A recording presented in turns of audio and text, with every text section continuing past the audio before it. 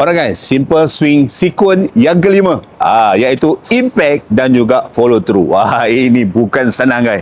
Sebab masa ni kelajuan club feet kita menggila masa itu. Sebab dia maximum speed. Macam mana pula kita sebut? Kita nak impact yang solid, yang square to the club face. Kita tak nak impact di belakang bola. Kita tak nak impact di top bola. Jadi susah kan?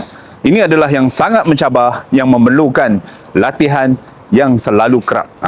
Jadi untuk impact dan follow through, proses dia adalah semasa kita bring the club down, impact kita kepada bola, nak make sure impact kita kena bola dulu dan drag the ball sampai ke lowest point.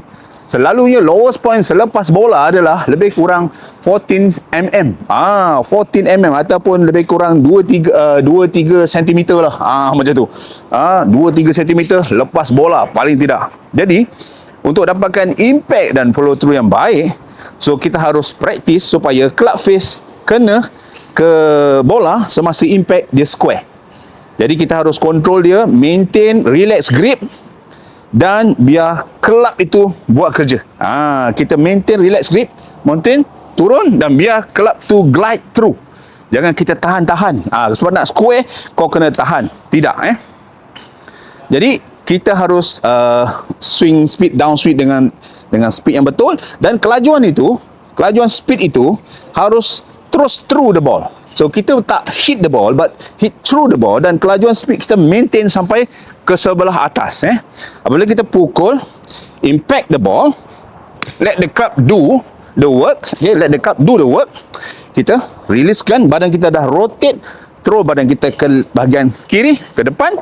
Dan tengok, overlap kita punya tangan. Tangan saya akan overlap after the impact. So, kita akan mendapat impact dan follow through yang baik. Impact and follow through. Impact, yes, kita lepaskan club kita biar club itu do the work. Jadi yang penting body kita tetap rotate, weight shift kita daripada kanan maintain ke kiri, dan kita hit, kita tengok bola dan kita impact dengan sempurna. Itu adalah impact and follow through. Jadi 5 step ini yang anda harus practice dengan precision dan dengan konsisten. So 5 step anda konsisten, dapat praktis dengan konsisten, insya-Allah pukulan anda akan jadi lebih sempurna, lebih manis-manis, dapat pukulan dulu dan jauh. Semoga pukulan anda selepas ini semakin lama semakin mantap. Saksikan video berikutnya. Selepas ini saya akan hasilkan guide step by step kepada beginner bagaimana kita nak buat pukulan dengan betul. Jangan tak tengok. Tunggu posting saya selepas ini. Manis-manis jengke datangkan